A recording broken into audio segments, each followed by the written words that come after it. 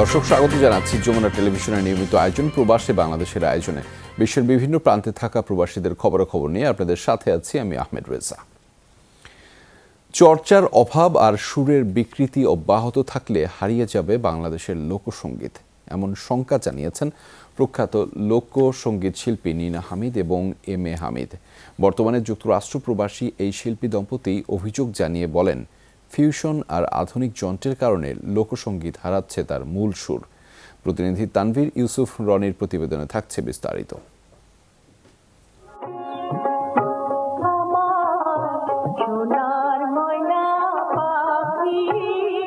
ষাটের দশকে বাংলাদেশের সঙ্গীত জগতের আলোচিত মুখ নীনা হামিদ। সোনার ময়না পাখি কিংবা দাইমার মতো লোকসঙ্গীত ব্যাপক জনপ্রিয়তা পায় তার গায়কী আর সুরের মাধুর্যের কারণে। পরিণত হয় আইকনে, পরিচিতি পান লোকজ্ঞানের সম্রাজ্ঞী হিসেবে, পান 21 পদকও। দীর্ঘদিন ধরে অনেকটাই আড়ালে কিংবদন্তি শিল্পী নীনা হামিদ 1993 সাল থেকে সঙ্গীত শিল্পী স্বামী এম এ হামিদের সাথে বসবাস করছেন যুক্তরাষ্ট্রে। যমুনা টেলিভিশনকে দেয়া সাক্ষাৎকারে শিল্পী নীনা হামিদ তুলে ধরেন তার জীবনের নানা কথা, জানান প্রবাসে থাকলেও জড়িয়ে আছেন গানের সাথে। আসল মাটির গান করলে তখন মনে হবে যে সত্যি আমার দেশের সব, নিজের দেশের নিজের সবকিছু মনে পড়ে যাবে। তখন প্রত্যেকেরই দেশের কথা সবসময় মনে করবে, করবে। দেশের টান একটা আলাদা টান, তাই না? বাংলাদেশে লোকসঙ্গীত চর্চার প্রসঙ্গে খানিকটা ক্ষোভ নিয়ে এই শিল্পী দম্পতি জানান, ফিউশন, আধুনিক যন্ত্র আর সুর বিকৃতির কারণে গান হারাচ্ছে তার মূল আবেদন। দোতারা, বাঁশি, একতারা, খমক এগুলো খুবই প্রয়োজন।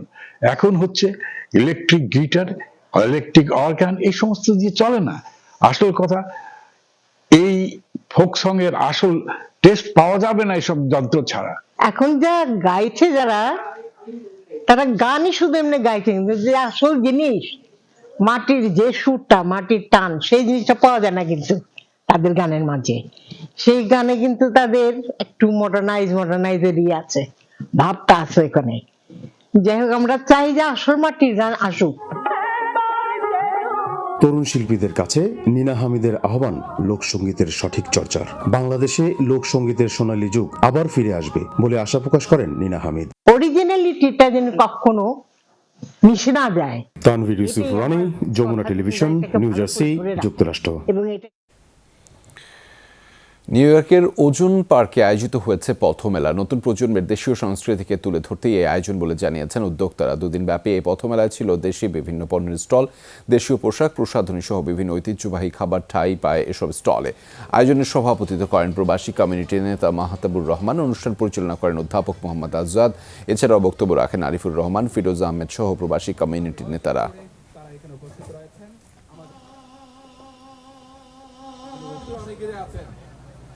সবার প্রতি আমাদের যে এখানে স্টলগুলো রয়েছে। ইতালির রেস্তোরাঁয় ইতাল বাংলা পরিষদের উদ্যোগে ঈদ পুনর্মিলনী অনুষ্ঠানের আয়োজন করা হয়েছে। এতে অংশ নেন 400-র বেশি প্রবাসী বাংলাদেশি। অনুষ্ঠানে বক্তব্য রাখেন সংগঠনের সভাপতি সৌরভ আহমেদ, সাধারণ সম্পাদক জাকির শেখ সহ অন্যান্য নেতৃবৃন্দ। আয়োজন করা হয় সাংস্কৃতিক অনুষ্ঠানের ও শিশুদের জন্য আয়োজন করা হয় ক্রীড়া প্রতিযোগিতার। অনুষ্ঠানে অংশ নিয়ে উচ্ছ্বাস জানিয়েছেন প্রবাসীরা।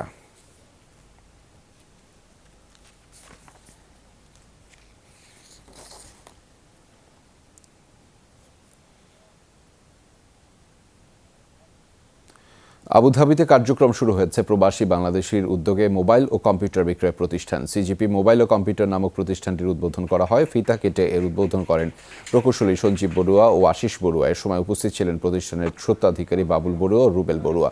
উদ্যোক্তারা জানিয়েছেন, করোনা পরবর্তী সংকট কাটিয়ে ঘুরে দাঁড়াতে শুরু করেছেন প্রবাসী ব্যবসায়ীরা। প্রতিষ্ঠানটিতে বিভিন্ন ব্র্যান্ডের মোবাইল এবং কম্পিউটার বিক্রি এবং সেবা সরবরাহ করা হচ্ছে।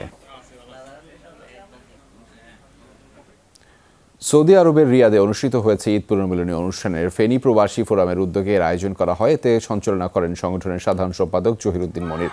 সভাপতিত্ব করেন ফেনী প্রবাসী ফোরামের ভারপ্রাপ্ত সভাপতি আব্দুল আউয়াল। প্রধান অতিথি হিসেবে ছিলেন ফোরামের প্রধান উদ্যোক্তা ও প্রতিষ্ঠাতার সভাপতি নুরুল আনোয়ার। এ সময় নিজ নিজ এলাকায় উন্নয়নের কাজে যুক্ত হতে ফোরামের সদস্যদের প্রতি আহ্বান জানানো হয়। ভারী বর্ষণ, প্রবল বন্যা, ভূমিধসে বিপর্যস্ত ভারতের উত্তরাঞ্চল। সোমবার পর্যন্ত 28 জনের প্রাণহানির তথ্য জানিয়েছে সরকার। এখনও নিখোঁজ অনেকেই। আশঙ্কা সময়ের সাথে বাড়তে পারে মৃতের সংখ্যা। এরই মধ্যে হিমাচল প্রদেশের 10টি জেলায় জারি করা হয়েছে রেড অ্যালার্ট। 3 রাজ্যে ভয়াবহ বৃষ্টিপাত, ভূমিধসের পূর্বাভাস দিয়েছে আবহাওয়া অধিদপ্তর। 15 জুলাই পর্যন্ত থাকবে বৈরী আবহাওয়া।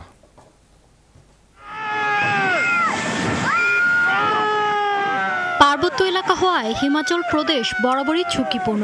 গেল 3 দিনের ভারী বর্ষণ আর বন্যায় রুদ্রমূর্তি ধারণ করেছে ভারতের উত্তরাঞ্চলীয় রাজ্যটি। লোকালয় ভেঙে চুরে এগোচ্ছে খরস্রোতা নদী। ভূমিধসে চাপা পড়েছে শত শত ঘরবাড়ি। সবচেয়ে খারাপ পরিস্থিতি নৃগোষ্ঠী অধ্যুষিত এলাকাগুলোর। আটকা পড়েছেন পর্যটক সহ কয়েকশো মানুষ। বৈরী আবহাওয়ার কারণে দুর্গত এলাকায় পৌঁছাতে পারছেন না উদ্ধারকর্মীরা। বিচ্ছিন্ন সিমলা, কুলু মানালি পর্যটন এলাকাগুলোর মধ্যে যোগাযোগ ব্যবস্থা বন্ধ। অঞ্চলটি 736টি রোড। মঙ্গলবার পর্যন্ত বন্ধ করা হয়েছে সব শিক্ষা প্রতিষ্ঠানও। গেল 3 দিন যে পরিমাণ ভারী বর্ষণ হয়েছে তা অনাকাঙ্ক্ষিত। লাহোর, স্পিতির মতো জায়গায় মাত্র 24 ঘন্টায় 3000% বেশি বৃষ্টিপাত হয়েছে। রাজ্যের বাদবাকি এলাকায়ও 100%-এর বেশি বৃষ্টি রেকর্ড করেছে আবহাওয়াবিদরা। অবকাঠামো, যোগাযোগ ব্যবস্থা, আবাদি জমি ভেসে গেছে। 4 দশকের মধ্যে সর্বোচ্চ বৃষ্টিপাত দেখছে ভারতের রাজধানী। জলাবদ্ধতার কারণে নয়াদিল্লি, গুরগাঁও আর আশপাশের এলাকায় বন্ধ সব শিক্ষা প্রতিষ্ঠান।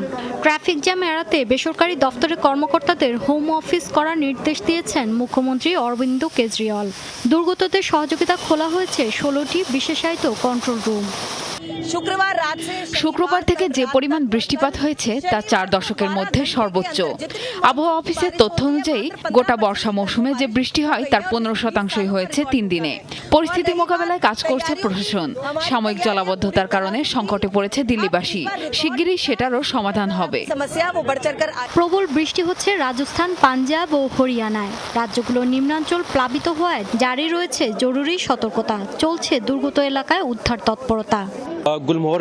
ঘাগর ও গুলমোহর নদীর পানি বিপদসীমার উপর দিয়ে বইছে। সে কারণে দেরাবাসী এলাকা ভয়াবহ আকারে প্লাবিত। আমাদের টিম সকালেই পৌঁছেছে। তল্লাশি চালিয়ে অন্তত 80-85 জনকে উদ্ধার করেছে। তাদেরকে খাবার, ওষুধ, পানির মতো জরুরি সেবা দিচ্ছে। তবে 10-12 ফুট উঁচু পানি কমতে সময় লাগবে। বৈরী আবহাওয়ার কারণে জম্মু কাশ্মীরের 2টি এলাকায় জারি করা হয়েছে রেড অ্যালার্ট। অবশ্য 3 দিন বন্ধ থাকার পর চালু হয়েছে ঐতিহ্যবাহী অমরনাথ তীর্থযাত্রা। এখনো যানজটে আটকা শত শত গাড়ি। মৌলি ইসলাম, যমুনা নিউজ। বাংলাদেশে ব্যস্ত সময় পার করছেন ইউরোপীয় ইউনিয়নের নির্বাচনী পরিবেশ অনুসন্ধান মিশনের সদস্যরা। সফরের 3য় দিনে মানবাধিকার কমিশনের সাথে বৈঠক করেছেন তারা। জানতে চেয়েছেন নির্বাচনে মানবাধিকার লঙ্ঘনের শঙ্কা আছে কিনা। একই সাথে নির্বাচন পূর্ব পরিস্থিতি বুঝতে পার্বত্য চট্টগ্রামে যাওয়ার অনুমতি চেয়েছে দলটি। 27 দেশের জোট ইউরোপীয় ইউনিয়ন কি বাংলাদেশের সংসদ নির্বাচন পর্যবেক্ষণ করবে? সিদ্ধান্ত নিতে জোটের প্রতিনিধি দল এখন ঢাকায়। প্রাক নির্বাচনী পর্যবেক্ষক দলের নেতৃত্ব দিচ্ছেন রিকার্ডো সোলেরি। সফরের 3য় দিনের শুরুতে পররাষ্ট্র মন্ত্রণালয়ে আসেন তারা। বৈঠক করেন অতিরিক্ত পররাষ্ট্র সচিব আসাদ আলম সিয়াম সহ জ্যেষ্ঠ কর্মকর্তাদের সাথে। পরে জাতীয় মানবাধিকার কমিশনে চেয়ারম্যান সহ কর্মকর্তাদের সাথে বসেন ইউ দল। জানতে চান বর্তমান এবং নির্বাচন পূর্ব মানবাধিকার পরিস্থিতি নিয়ে ভাবনার কথা। জবাবে কমিশন চেয়ারম্যান জানান, পরিস্থিতি নিয়ে তেমন শঙ্কা নেই। ওনারা এসেছেন আমাদের কাছ থেকে জাস্ট পরিবেশটা বোঝার জন্য। মানবাধিকার ইস্যুতে ওনারা আমাদের সাথে কিছু কথা বলেছেন যে মানবাধিকার পরিস্থিতির প্রেক্ষিতে এখানে কোনো ইলেকশনে কোনো রকম ভায়োলেন্স বা ইত্যাদি হওয়ার মতো কোনো অবস্থা বিরাজ করছে কিনা। ওরা জিজ্ঞেস করছে যে আপনারা কি কোনো ইমপ্রুভমেন্ট দেখতে পাচ্ছেন কিনা। বড় ধরনের রক্তক্ষয় ছাড়াই ইলেকশনগুলো হচ্ছে। সেই হিসাবে আমরা আশা করি যে ইলেকশনের পরিবেশ এখনকার অবস্থায় ভালোই, কিন্তু তীব্র বাদানুবাদ অবশ্যই হবে, তাতে ভয় পাওয়ার মতো কোনো কারণ নেই। সেখান থেকে সচিবালয়ে পার্বত্য চট্টগ্রাম বিষয়ক মন্ত্রণালয়ে বৈঠকে বসে প্রতিনিধি দল। পার্বত্য 3 জেলার নির্বাচন পূর্ব পরিস্থিতি বোঝার চেষ্টা করেন তারা। জানান, সরেজমিন পরিদর্শনে যেতে চাই ইউ প্রতিনিধি দল। পার্বত্য চট্টগ্রামের 3 জেলায় প্রবেশ করার বিষয়ে বা যাওয়ার বিষয়ে আমরা বলছি। এই বিষয়টা দেখে মূলত মিনিস্ট্রি অফ হোম অ্যাফেয়ার্স, আমরাও দেখি যে এটা যেহেতু নির্বাচন কেন্দ্রিক তাদের আগমন এবং ভিজিট, এটা নির্বাচন কমিশন ঠিক করে দেবে, নট ফ্রম আওয়ার পার্ট। দুপুরের পর পুলিশ সদর দপ্তরে গিয়ে কর্মকর্তাদের সাথে বৈঠক করেছে প্রতিনিধি দলটি। মঙ্গলবার নির্বাচন কমিশনের সাথে বৈঠকে বসার কথা তাদের। 15 দিনের সফর শেষে 23 জুলাই ঢাকা ছাড়বেন তারা। Mahfuz Mishu, Jamuna news, Dhaka. Whitewash এড়ানোর মিশনে মঙ্গলবার সিরিজের শেষ ওয়ানডেতে আফগানিস্তানের বিপক্ষে মাঠে নামবে বাংলাদেশ। 2 ম্যাচ হারলেও ব্যাটারদের উপর বিশ্বাস হারাতে নারাজ ব্যাটিং কোচ নিক পোথাস। বলেছেন, বিশ্বসেরা স্পিন বোলারদের বিপক্ষে এটাও একটা শিক্ষা। অন্যদিকে আত্মবিশ্বাসী আফগানরা শেষ ম্যাচ জিতে মোমেন্টাম নিয়ে যেতে চায় বিশ্বকাপে। জোহর আহমেদ স্টেডিয়ামে ম্যাচটি শুরু হবে দুপুর 2টায়। তখন ঘড়িতে ঠিক 11:30। বৃষ্টি থেমে যখন উইকেট কাভার তুলে ফেলা হচ্ছিল তখনই ঘোষণা এলো অনুশীলন বাতিল টাইগারদের। বিপরীতে সূর্য যখন ঝলমলিয়ে সাগরিকায় তখন হাজির আফগান দল। সিরিজ জিতেও বিশ্রাম নেয়ার সুযোগ কই। যেভাবে তারা ঈদের খুশিকে বিসর্জন দিয়েছিল সিরিজ যাওয়ার জন্য, এসবই বলে লড়াই তাদের রক্তে কতটা। লড়তে হচ্ছে বাংলাদেশকেও, তবে এই মুহূর্তে মাঠের থেকে মাঠের বাইরে। তাই তো ঘর গোছানোটাই হয়তো বড় অনুশীলন এখন হাথুরু সিংয়ের কাছে। দলের পক্ষ থেকে সংবাদ সম্মেলনে আসা ব্যাটিং কোচ বললেন, এখান থেকেই ফিরতে পারে দল। ক্রিকেটে ওদের স্পিন এখন সেরা, এটা স্বপ্নের মতো। যাকেই বল দিচ্ছে সে তার কাজটা করে দিচ্ছে। এরকমের বোলিং অ্যাটাকের বিপক্ষে ব্যাট করাটাই একটা শিক্ষা। আমাদের ব্যাটারদের জন্য ভালো হচ্ছে, ছেলেরা শিখছে, তবে ম্যাজিকের মতো ফল সম্ভব নয়। নিক মনে করে দিলেন অতীত পরিসংখ্যানের কথা। আমরা বিশ্বমানের ক্রিকেটারদের 2টা ম্যাচ দিয়েই বিচার করতে চাচ্ছি, এটা ঠিক না। মনে রাখতে হবে আমরা ভারত ইংল্যান্ডকেও হারিয়েছি। নিক বিশ্বাস রাখতে চান 7 নম্বরে খেলা আফিফ হোসেন ধ্রুবর উপর, যেমনটা তিনি বলছেন অধিনায়ক লিটন দাসকে নিয়ে। সে বিশ্বমানের ব্যাটার।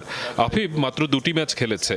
আপনি আফিফের আউটের ধরন দেখে হতাশ হতে পারেন, কিন্তু আমি বিশ্বাস করি সে দারুণ ব্যাটার। অন্যদিকে প্রথমবার আফগানিস্তানের অধিনায়ক আর কোচ বাদে সংবাদ সম্মেলনে দেখা মিলল নতুন মুখ, যেখানে সিরিজ জিতেও সাবধানী বোলিং কোচ।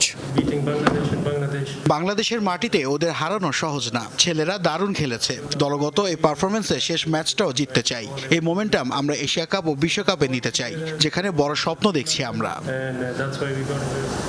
এই ম্যাচেও আছে বৃষ্টির চোখ রাঙানি। ম্যাচের শুরুতে বৃষ্টি আসলেও তা ম্যাচ ভাসিয়ে দেওয়ার সম্ভাবনা কম। এখন পর্যন্ত মাঠের যে পারফরমেন্স তাতে আফগানিস্তান 2, বাংলাদেশ 0। কিন্তু মাঠের বাইরের খেলায় বাংলাদেশ রীতিমতো হোয়াইট ওয়াশ করে দিয়েছে। সেই পথে যদি আফগানিস্তানও মাঠের খেলায় আবার হোয়াইট ওয়াশ করে দেয় বাংলাদেশকে, তাহলে বিশ্বকাপের আগে নিশ্চিতভাবেই তা হবে বড় ধাক্কা। তাহমিদ আহমেদ, যমুনা স্পোর্টস, জোহর আহমেদ চৌধুরী স্টেডিয়াম, চট্টগ্রাম। দর্শক, এই ছিল প্রবাসী বাংলাদেশের আয়োজনে। এতক্ষণ সাথে থাকার জন্য সবাইকে ধন্যবাদ।